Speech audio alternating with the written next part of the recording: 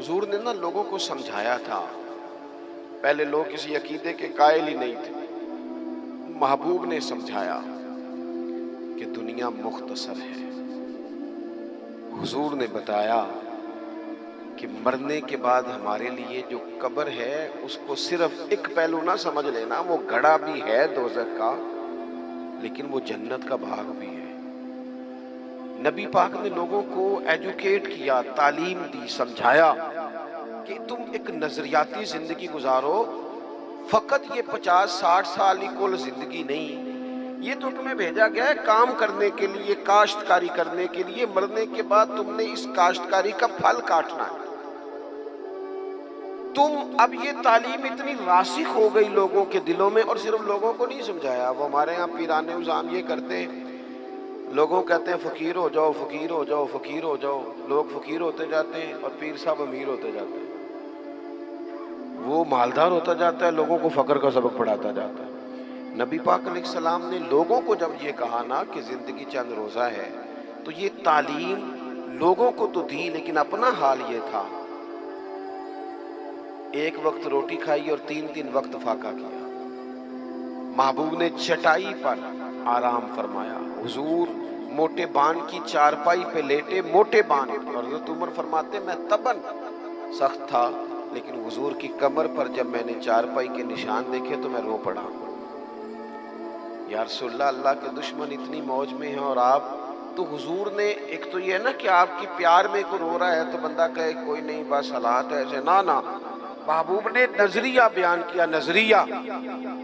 فرمایا عمر تم پسند نہیں کرتے کہ وہ تھوڑی سی دنیا میں آسانی دیکھیں اور آخرت میں رسوا ہو جائیں، اور ہم دنیا میں تھوڑی سی مشکل دیکھیں اور آخرت کی ساری عزت اللہ ہمیں ہی عطا فرما دے. تو حضور تعلیم دیتے، سمجھاتے، قائل کرتے، دلیل دیتے، لوگوں کو سمجھ آتی. اور وہ پھر شعور اتنا بلند ہوا، اتنا بلند ہوا، اتنا بلند ہوا، یقین علم الیقین تک سے شروع ہو کر عین الیقین تک پہنچا اور حق الیقین تک پہنچا کہ حضرت انس بن نضر رضی اللہ تعالیٰ عنہ احد کے میدان میں جب موجود تھے نا، تو جنت کی باتیں سن سن کے، وہ تعلیم لے لے کے قلبی واردات اس طرح کی ہو گئی تھی کہ میدان احد میں کھڑے ہو کے لوگوں سے کہہ رہے تھے نہ ادھر جاؤ، ادھر واپس آؤ. مجھے تو احد پہاڑ کے دامن سے جنت کی خوشبو آ بھی رہی ہے، جنت کی خوشبو آ رہی ہے. تو تعلیم کا کچھ نہ تھوڑا سا سیکھنے کا ماحول بنائیں. ہمارے ہاں الجھنیں بہت زیادہ ہیں. ایک لمبی تعداد ہے لوگوں کی جو ہر وقت ذہنی کشمکش کا شکار رہتی ہے.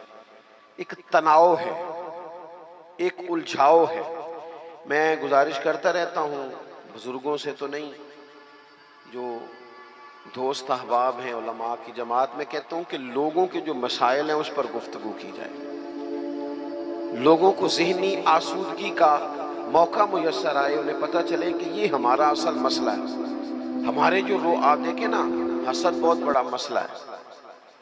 اس پر نبی پاک علیہ السلام کی درجنوں احادیث موجود ہیں، اور اس کے ہر پہلو پر حضور نے ہمیں سبق دیے. بغض پر، جھوٹ پر، بدی پر، خیانت پر، رزق حلال کے فضائل پر، محبت پر. یہ جو ہمارے مسائل ہیں، ہم اگر حضور سے سیکھ لیں. ایک جنگ بنی رہتی ہے گھروں میں، چوکوں میں، چوراہوں میں، آپس میں، دفتروں میں، کٹھے بیٹھنے والے لوگوں میں، حتیٰ کہ دینی ماحول میں بھی اگر چند لوگ مل کے کام کرتے ہیں تو وہاں بھی کچھ نہ کچھ آپس میں چیزیں دلوں میں موجود رہتی ہیں. شرط یہ ہے کہ ہم حضور سے سیکھیں، کشادگی پیدا ہوگی، دل بڑے ہوں. تو نبی پاک نے اپنے لیے بطور معلم کا لفظ اعزاز کے طور پر حضور نے بیان کیا. اور دوسرا، حضور نے فرمایا میں نا اخلاق عالیہ کی تکمیل کرنے دنیا میں آیا ہوں. ایک ہوتا ہے کوئی اچھی بات کرنا، بہت سارے لوگ اچھی باتیں کرتے ہیں، اور آج کل تو سارے لوگ ہی اچھی باتیں کرتے ہیں، پر مسئلہ صرف اتنا ہے کہ کرتے دوسروں کے لیے. جتنی اچھی باتیں ہو رہی ہیں وہ ساری اچھی باتیں دوسروں کے لیے. اگر وہ اچھی بات جو ہم کر رہے ہیں صرف وہ والی کریں نا جس پر ہم عمل کرتے ہیں، تو جو تبلیغ عمل سے ہوتی ہے وہ دیر پا ہوتی ہے، اس میں وسعت ہوتی ہے. اللہ کے پیارے رسول صلی اللہ تعالی علیہ وسلم نے صرف اچھی بات نہیں کی، آپ توجہ کریں گے میری بات پر، حضور نے صرف ایسا نہیں کہ ایک اچھی بات محبوب نے کر دی، حضور نے وہ والی اچھی بات کی ہے کہ اس سے زیادہ اچھی بات ہو سکتی نہیں۔ اعلیٰ حضرت کہتے ہیں سارے اچھوں سے اچھا سمجھئے جسے ہے اس اچھے سے اچھا ہمارا نبی۔ ایک ہوتا ہے روٹین میں کوئی خیر کی بات کرنا، اور ایک ایسی بات کر دینا کہ پھر گنجائش باقی نہ رہے۔ نبی کریم علیہ السلام نے وہ خیر کی باتیں کی ہیں کہ مزید پھر گنجائش ہے۔ یہ جو ہمارے یہاں مصیبت بن گئی ہے نا کہ ہم نے وہاں سے بھی سیکھنا ہے دانش، وہ ہمارے اسکولوں کالجوں کی دیواروں پر انگریزوں کے قول بھی لکھ دیے۔ تو میں کہتا ہوں کیا احادیث ساری یاد ہو گئی تھی بچوں کو؟ قرآن مجید کی آیات یاد ہو گئی تھی؟ اور کیا کوئی ایسی بات تھی جو حضور نے بیان نہ کی ہو، جو آپ کو ادھر ادھر جانا پڑا؟ اللہ کے پیارے رسول صلی اللہ تعالی علیہ وسلم نے تکمیل کر دی اخلاق عالیہ، بلندی اخلاق جہاں تک جا سکتے تھے وہ ساری چیزیں حضور نے ہمیں دی ہیں۔ اخلاق کی کوئی ایسی بات نہیں جو رسول پاک صلی اللہ تعالی علیہ وسلم نے ہمیں نہ بتائی ہو، اور وہ باتیں ہمیں یاد بھی ہیں۔